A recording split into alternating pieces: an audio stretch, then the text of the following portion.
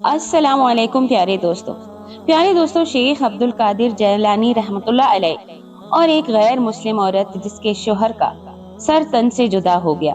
आइए आपको सुनाते हैं ये बहुत ही खूबसूरत सा काबिले यकीन वाकया, जिसको सुनकर आप यकीनन आपका ईमान ताजा हो जाएगा। बगदाद के शहंशाह शेख अब्दुल कादिर जिलानी रहमतुल्लाह अलैह के मुकाम और मर्तबे को आज तक कोई न छू सका। न सिर्फ बगदाद शरीफ बल्कि हिंदुस्तान में भी आप रहमतुल्लाह अलैह के चाहने वालों की बड़ी तादाद मौजूद। आपकी जिंदगी में तो लोग आपकी अकीदतमंद थे ही और दर्स व बयान से फैज व बरकत भी हासिल करते थे।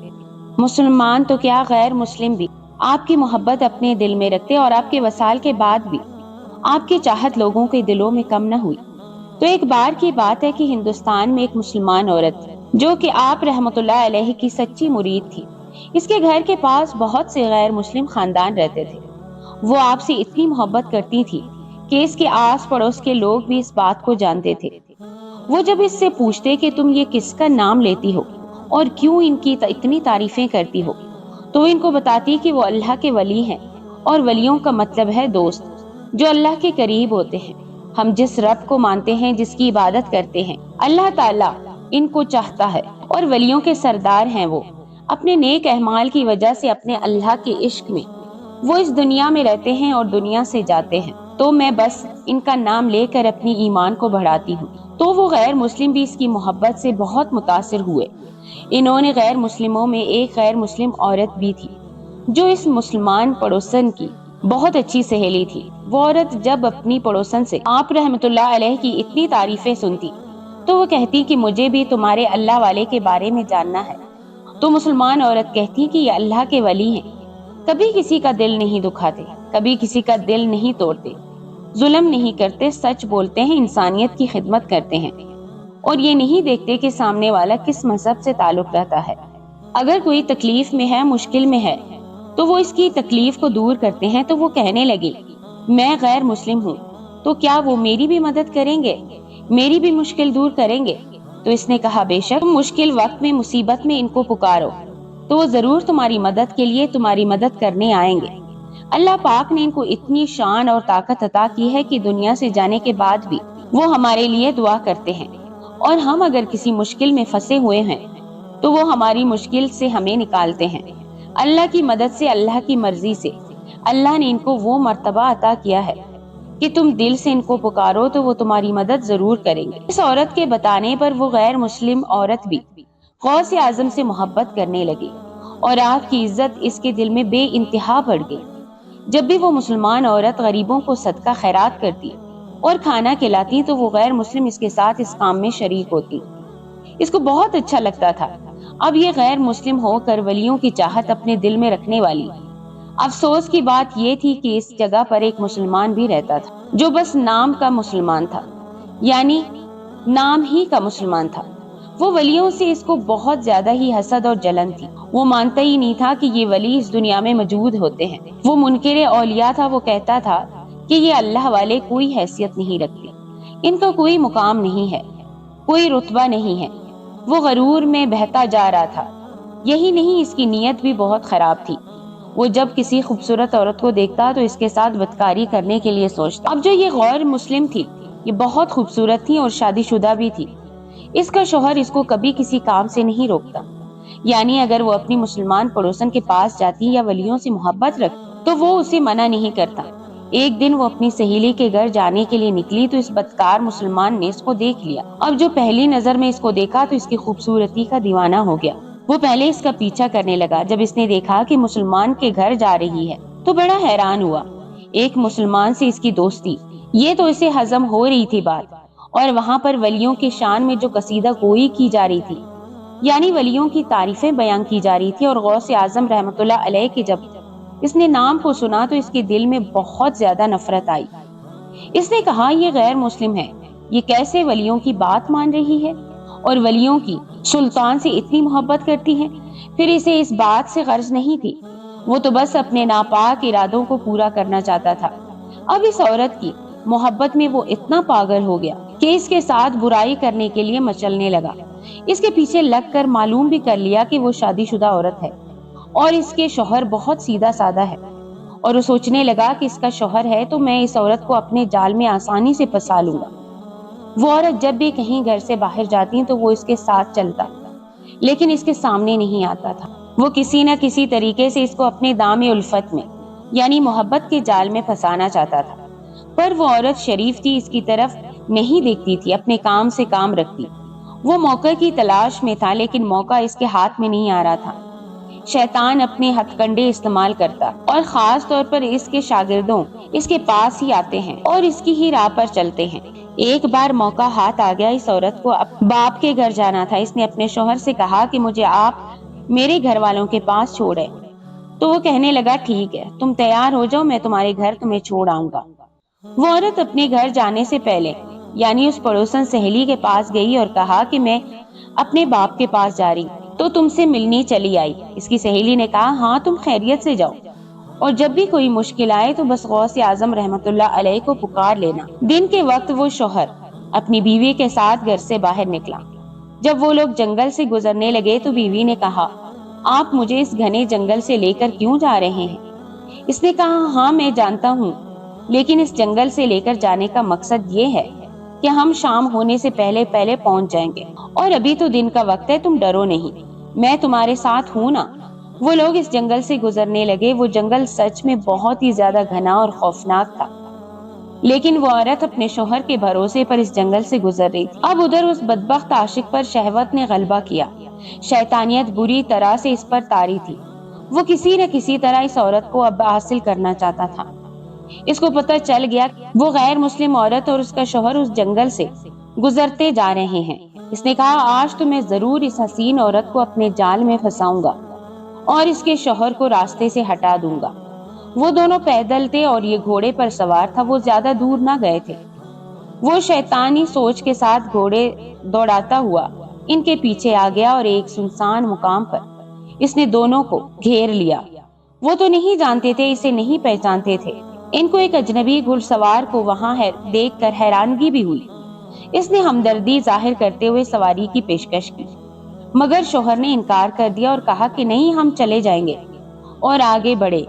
وہ گھوڑا لے کر پیچھے پیچھے آیا اور اصرار کرنے لگے کہ اچھا عورت ہی کو پیچھے بٹھانے کی اجازت دے دو، بیچاری تھک جائے گی، کہاں تک دور تک جائے گی۔ وہ غیر مسلم ضرور تھا، لیکن عورت کے لیے تو غیرت ہر مذہب میں ہوتی۔ یہ تو کوئی بھی مرد نہیں چاہتا تھا کہ اس کی بیوی کو کوئی بد نگاہی سے یا بری نگاہ سے دیکھے۔ اس شوہر کو اس عاشق نامراد کی نیت پر شک ہو چلا تھا۔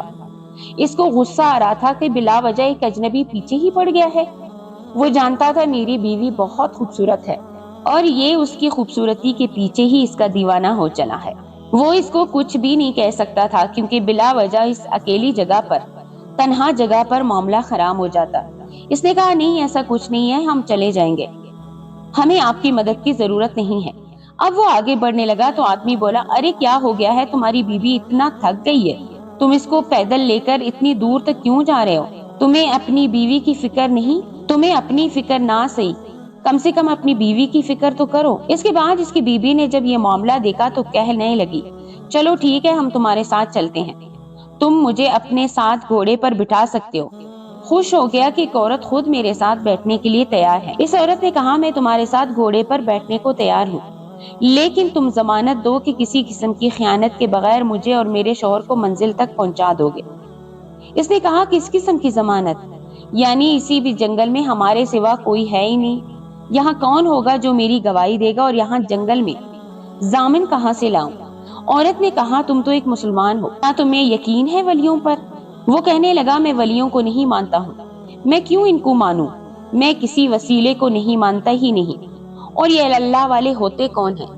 معاذ اللہ۔ عورت بول اٹھی تم ایک مسلمان ہو، اور میں نے تو سنا ہے کہ مسلمان 11ویں والے پیر صاحب کو یعنی شیخ عبد القادر جیلانی کو بہت مانتے ہیں۔ حیرت کی بات ہے کہ مسلمان ہو کر تم ان کے بارے میں ایسی باتیں کر رہے ہو۔ اگر تم ان کی ضمانت نہیں دے سکتے تو پھر میں تمہارے ساتھ نہیں جا سکتی ہوں۔ یہ کہہ کر وہ اپنے شوہر کے ساتھ آگے بڑھنے لگی۔ اس کو لگا کہ میری بات تو یہاں پر بگڑ جائے گی، کہنے میں کیا حرج ہے، دل میں جو ہے اس کو کیا پتہ چلے گا۔ اس کے پاس آیا اور کہا اچھا تم غوث اعظم کی بات کر رہے ہو نا؟ ہاں تم نے سچ کہا، وہ بہت بڑے ولی ہیں، ان کو تو سب مانتے ہیں، ان سے سب محبت کرتے ہیں، وہ تو ولیوں کے سردار ہیں، میں ان کے بارے میں بہت سنا ہے۔ وہ کہنے لگی اچھا تم ان کو جانتے ہو نا، تو بس پھر مجھے ان کی ہی ضمانت دے دو، کیونکہ میں ان کو بہت مانتی ہوں اور ان کے علاوہ میں کسی پر یقین نہیں کر سکتی۔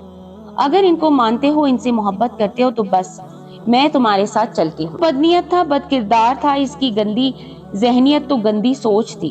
اب اس عورت نے اپنے شوہر سے کہا کہ اس نے پیران پیر دستگیر کی ضمانت دی ہے، یہ میرے ساتھ کچھ بھی غلط نہیں کر سکتا، آپ یقین کیجئے ان پر، میں واقعی میں بہت تھک گئی ہوں اور میرے ٹانگوں میں سخت درد ہو رہا ہے اور میں اس کے ساتھ اس گھوڑے پر بیٹھنا چاہتی ہوں۔ وہ آدمی تو بہت خوش ہو رہا تھا۔ شوہر نے کہا ٹھیک ہے۔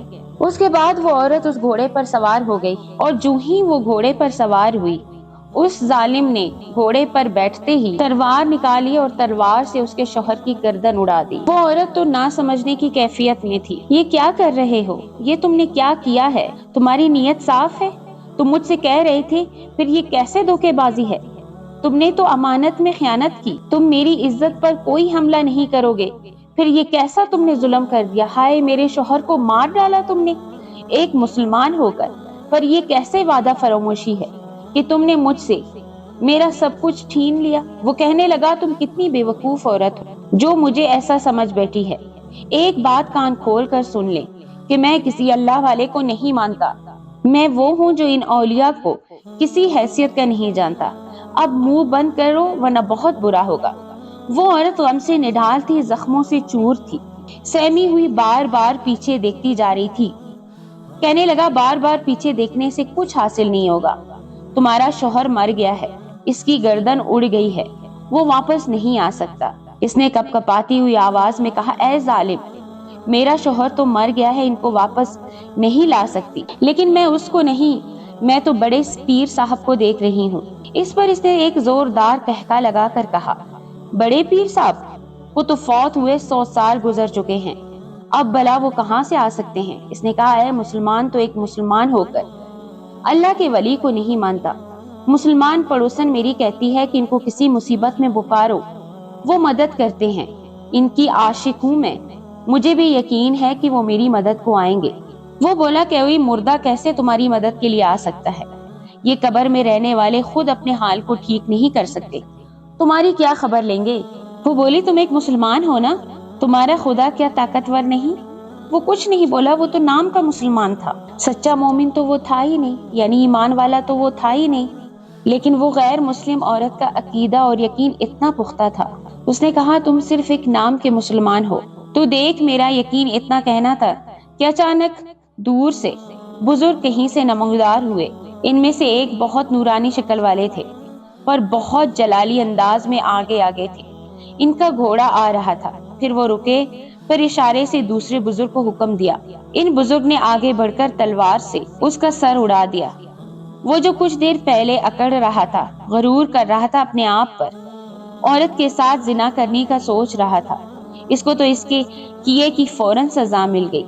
وہ عورت نہ سمجھنے والی حالت میں تھی۔ اب ان الگ نظر آنے والے جلالی اور خوبصورت بزرگ نے گھوڑے کی طرف اشارہ کیا تو وہ ہوا میں خود بخود اڑنے لگا۔ وہ عورت اس گھوڑے پر سوار تھی، وہ تو بس اپنے آپ میں گم تھی۔ اس کو اس جگہ لایا گیا جہاں اس کا غیر مسلم شوہر کا سر کٹا پڑا تھا۔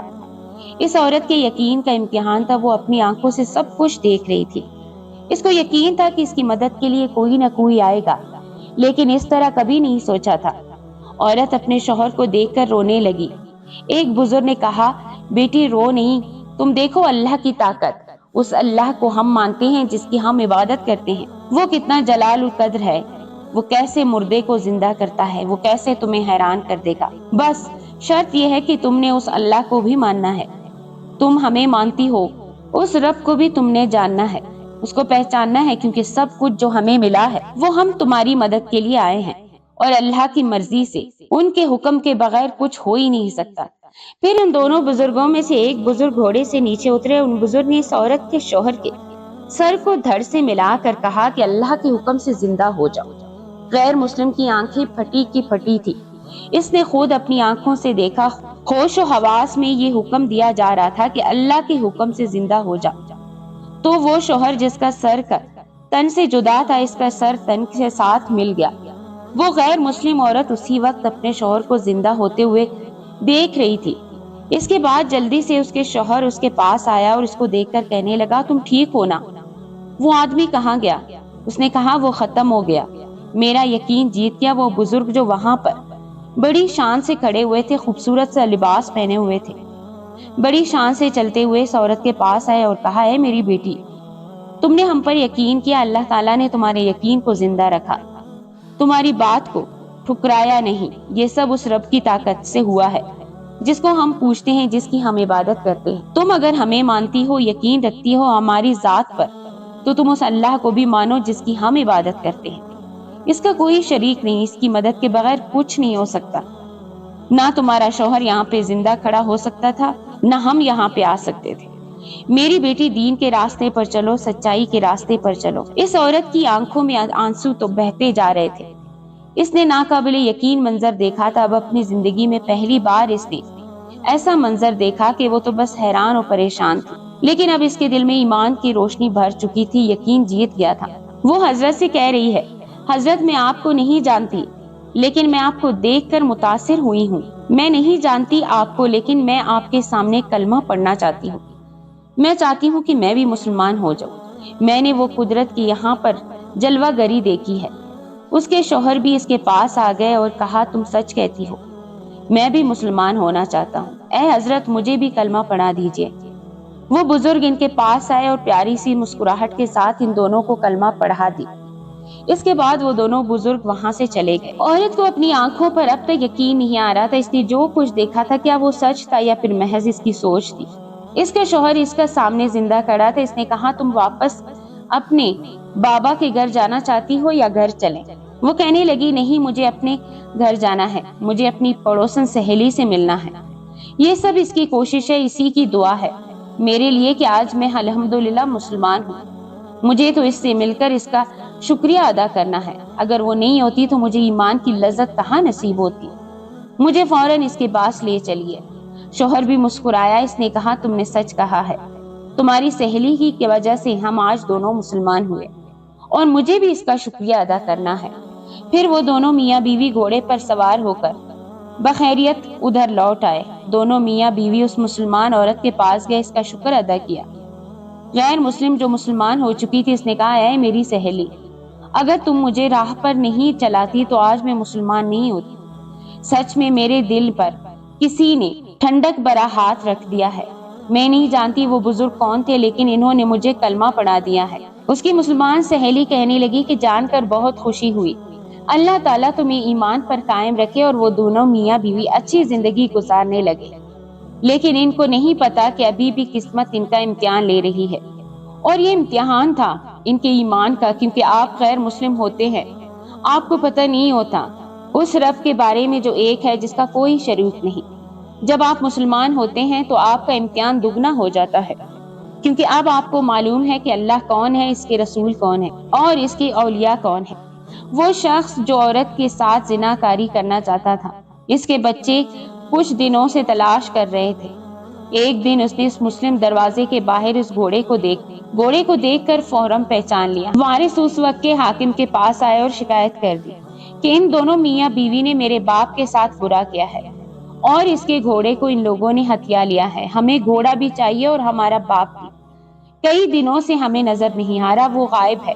گھوڑا ان مسلمانوں کے پاس ہے، شاید ان لوگوں نے ہمارے باپ کو قتل کر دیا ہے۔ سپاہی ان کو پکڑ کر لے گئے۔ اب یہ لوگ پریشان ہو گئے۔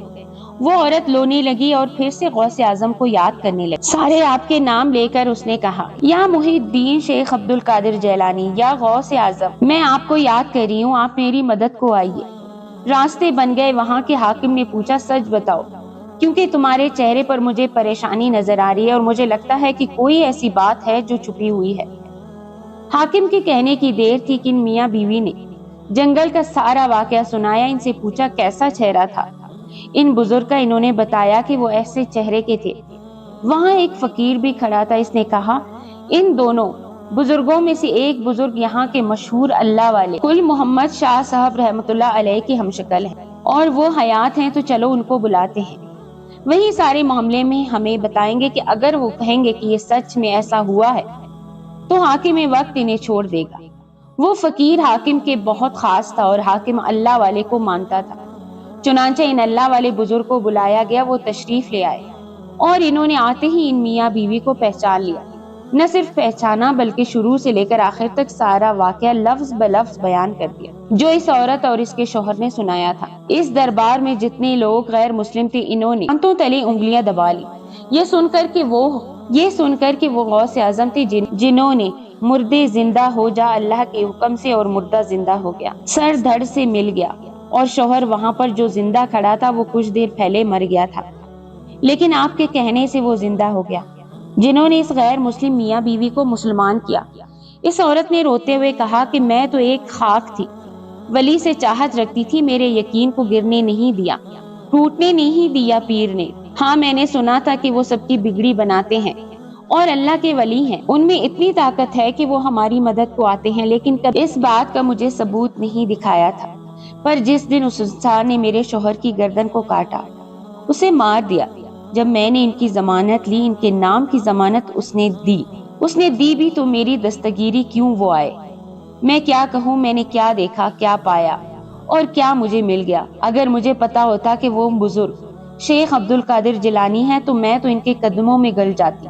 सच है कि मैं एक ऐसी हस्ती को देख चुकी हूँ कि जिनको देखने के बाद मुझे कुछ और देखने की चाहत नहीं। एक ऐसी हस्ती जो अल्लाह की याद में इस दुनिया से गए हैं। हमारे लिए वो अल्लाह की तरफ से एक तोहफा है। ये कैसे हो सकता है कि इन्होंने मेरी बात की लाज रखी, मेरे यकीन को इन्होंने टूटने नहीं दिया। मैं कैसे इन पे यकीन न करती, लेकिन अगर मुझे पता होता कि वही शेख अब्दुल कादिर जिलानी है, वो बुजुर्ग मेरे पीराने पीर दस्तगीर हैं, तो मैं इनके कदमों में अपनी जान दे देती। वो बार बार यही कहती जा रही थी, हाय मेरे सामने खड़े थे लेकिन मैं इनको पहचान नहीं सकती। पर कोई बात नहीं, इन्होंने मुझे जिस रब से मिला दिया है, ये सबसे बढ़कर बड़ा तोहफा है। मैं इनको कभी नहीं भूल सकती, कभी इनका एहसान नहीं भूल सकती। एक हस्ती ने मुझे मेरी जिंदगी के सबसे बड़ी और नायाब खुशी दे दी, और आज उस बदनामी से भी बचा लिया कि हमने उस बदकार आदमी को कत्ल किया। इसको तो अल्लाह की तरफ से सजा दी गई। हाकिम वक्त ने फैसला सुना दिया कि इन मियाँ बीवी को कुछ नहीं कह सकते, इन लोगों ने इस आदमी को नहीं मारा है। बात सामने वाज़ा हो चुकी है, इसलिए ये घोड़ा भी इनको हब्बा किया जाता है, यानी इनको तोहफे के तौर पर दिया जाता है। और इस बदकार जानी शख्स का बेटा अपना मुंह लेकर वहां से चला गया। न जाने कितने लोग थे जिन्होंने वहां पर इस्लाम को कबूल किया। गौस आजम रहमतुल्लाह अलैह की जिंदा करामात देखकर वो अश अश कर उठे। हाजरीन महफिल झूम रहे थे कि ये पीराने पीर दस्तगीर ही है जो बेकसूरों के वली हैं और गरीबों के मददगार हैं।